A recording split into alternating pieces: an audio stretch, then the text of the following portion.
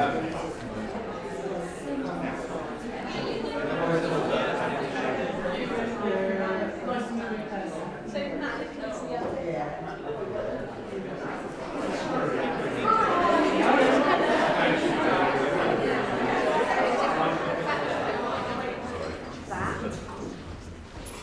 welcome everybody to Northwest Media Centre. It's fabulous to see so many people here on a Friday, just before the half term as well, as somebody pointed out to me. If the alarms go off, we're not expecting a practice, so it is everybody out into the car park.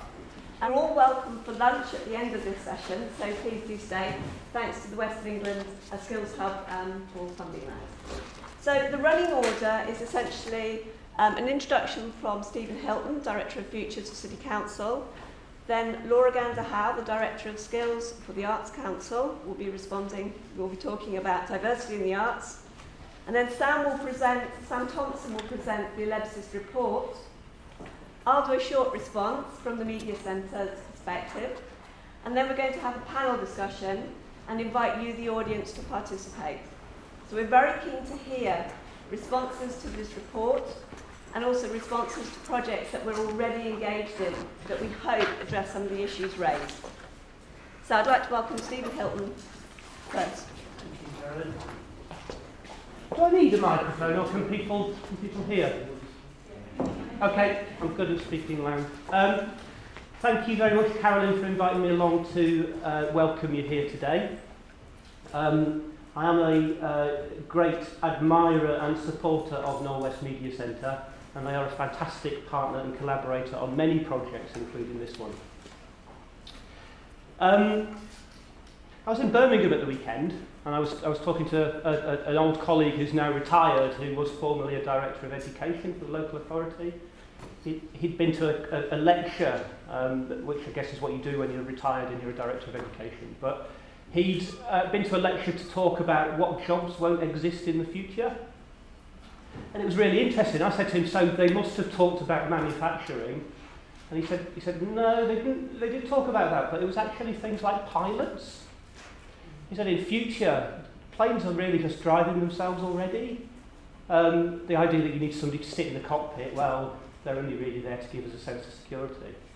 And it was that sense that we know that the nature of work is really quite rapidly changing. We've already got people doing things like coding and data visualization, and none of those things were words or jobs, certainly when I was young.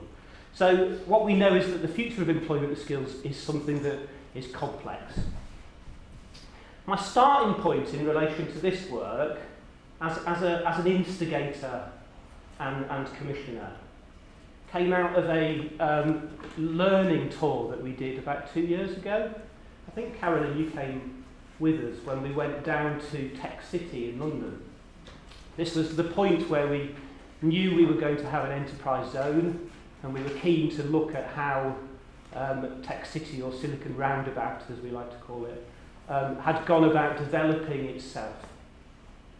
And as we walked around the area, we saw some fabulous things. We saw buildings with old railway carriages up on the roof, providing temporary workspace. We saw squares that had been regenerated and were full of bagel shops and sushi bars. We saw the fact that Amazon had moved in and Google. That all seemed very exciting. But we also went along to Hackney College, and the thing that really stayed with me was the conversation we had with the principal there. I remember him saying vividly that on many indicators the area had improved massively. House prices were going up. More and more young people were getting 5 GCSEs at school. But underlying that, he commented on the fact that the amount of long-term unemployed people, and young people in particular, hadn't really shifted. And there was a sense in which all of that investment and all of that success had not yet reached out into the community to find opportunities for people who had always been disconnected from those sorts of opportunities. And that gave me a real warning bell in terms of our own enterprise zone. Really made me recognise the fact that we needed to do something to make sure that our enterprise zone did reach out and did start to address some of those difficult issues about how to create opportunities for local people. And I think that was the starting point for this project.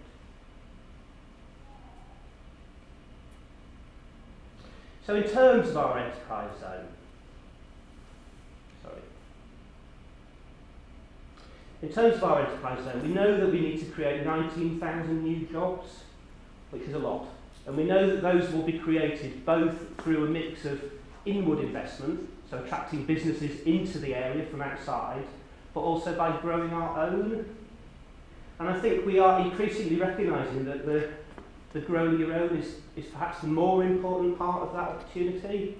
In reality, there are very, very few corporate organisations or headquarters that are seeking to relocate.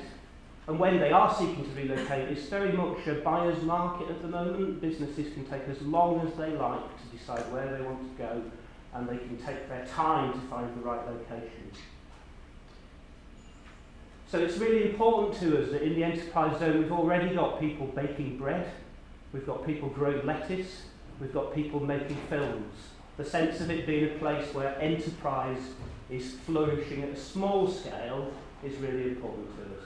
And of course that doesn't mean that we don't want more solicitors like Burgess Salmon, and we don't want more environmental consultancies like Gareth Hassan, because we clearly, if we're going to create 19,000 jobs, that's a lot of small businesses. So we need a mix of some of those bigger businesses and some of those smaller businesses.